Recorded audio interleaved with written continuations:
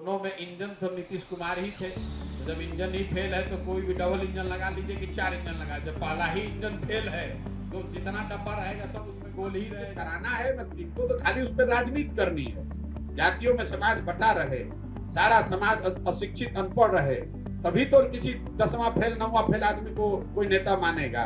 अगर आपके बच्चे पढ़ लिख जाएंगे तो कौन ये अनपढ़ों को नेता मानेगा। प्रशांत किशोर ने जातीय जनगणना पर कहा कि लालू नीतीश को जातीय जनगणना नहीं, जातियों की राजनीति करनी है ताकि सारा समाज शिक्षित और अनपढ़ बना रहे, तभी तो 9वीं फेल को लोग उप मुख्यमंत्री मानेंगे। वही उन्होंने कहा कि नीतीश कुमार को डबल इंजन दीजिए या 4 इंजन, ये पूरी तरीके से फेल हो चुके हैं। बिहार का जल संसाधन मंत्रालय सत्ता में बैठी पार्टियों के लिए हजारों करोड़ लूटने का करता है काम। समस्तीपुर प्रशांत किशोर ने पत्रकारों से बात करने के दौरान बिहार के मुख्यमंत्री नीतीश कुमार पर जोरदार हमला बोला।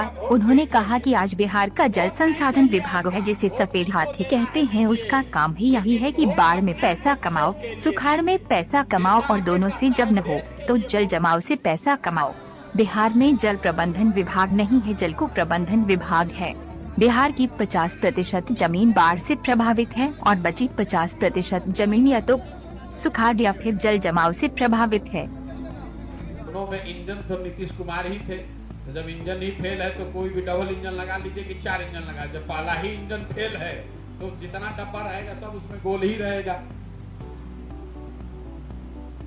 मान लीजिए कि आपकी बात में तब मानता है कि यहाँ से चली गई और जल जमाव की यहाँ समस्या है। भाई यहाँ से जब समस्तीपुर चली गई तो समस्तीपुर में कौन स्थिति सुधर गया? वहां भी वही दशा है। अगर ऐसा होता कि यहाँ पर जो योजना आई, जो कार्यालय खुला, वो यहाँ से चला गया जिसकी वजह से यहाँ जल जमाव की समस्या है या नहर की समस्या है, तो मैं इस पर चर्चा करता। मैं आपको बता रहा हूँ कि बिहार के ज्यादातर जगहों पर पूरा जल संसाधन जो विभाग है, वो जिसको सफेद हाथी कहते हैं, उसका काम ही यही है कि बाढ़ में पैसा कमाओ, फिर सुखाड़ में पैसा कमाओ और दोनों से ना हो तो फिर जल जमाव में पैसा कमाओ। ये जल प्रबंधन विभाग नहीं है, ये जल कुप्रबंधन विभाग है। 50% जमीन बाढ़ से प्रभावित है, 50% जो बची हुई जमीन है या तो सूखे से प्रभावित है या फिर जल जमाव से प्रभावित है। ये सीवान के बाद की हालत है। सीवान से पहले जब जाएंगे आप सीमावर्ती चंपारण में, तो वहाँ जल जमाव के बजाय नदियों, जो नेपाल से नदियाँ आती हैं, वो नदियों के बहाव में जो परिवर्तन होता है रुख में, वो समस्या है। कुल मिला जुलाकर जो जल संसाधन है उसको वो यहाँ कमाने का सबसे बड़ा जरिया है। आप देखेंगे जो भी सत्ता में रहता है, चाहे जिस भी गठबंधन की सरकार रहे, लेकिन जो सत्ता में रहता है वो सत्ताधारी दल जल संसाधन डिपार्टमेंट किसी को नहीं देता है। वो जल संसाधन अपने पास ही रखे हैं, क्योंकि ये कमाने का, लूटने का सबसे बढ़िया विभाग है।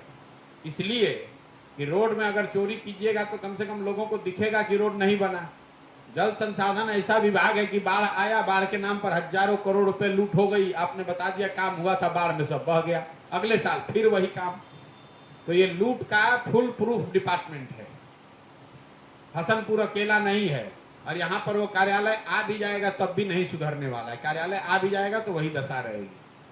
जातीय जनगणना पर मैंने शुरू से मेरा स्टांस रहा है कि हम लोग इसके पक्ष में हैं, लेकिन ये जो लोग इसके पक्ष में हैं उनको पूछना चाहिए नीतीश और तेजस्वी से कि इसका कानूनी आधार क्या है। ये आंख में धूल झोंकने के लिए आप लोगों को बेवकूफ बना रहे हैं, सर्वे पर खर्च कर रहे हैं। क्या हुआ नतीजा? जब वो राज्यों का अधिकार क्षेत्र है ही नहीं, जब आपने उसके लिए कोई कानून बनाया नहीं, इनको जातीय जनगणना कराना है। आप ये बताइए कि 17 साल से नीतीश कुमार है ना मुख्यमंत्री, काहे नहीं कराए पहले जातीय जनगणना?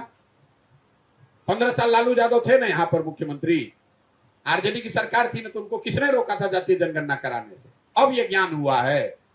अरे अब कुछ हाथ में दिख नहीं रहा है, सामने चुनाव है तो बाप बाप कर रहे हैं, समाज को बांट के किसी को कि तुम्हारे 32 साल से लालू नीतीश यहाँ मुख्यमंत्री हैं, जातीय जनगणना क्यों नहीं कराया? अगर राज्य के अधिकार का ये मामला है तो जातीय जनगणना क्यों नहीं कराई गई, ये तो बताइए। पहली बात तो जनगणना है ही नहीं, वो सर्वे है ना। इनको कराना है ना, इनको तो खाली उस पर राजनीति करनी है। जातियों में समाज बटा रहे, सारा समाज अशिक्षित अनपढ़ रहे, तभी तो किसी 10वां फेल 9वां फेल आदमी को कोई नेता मानेगा। अगर आपके बच्चे पढ़ लिख जाएंगे तो कौन ये अनपढ़ों को नेता मानेगा।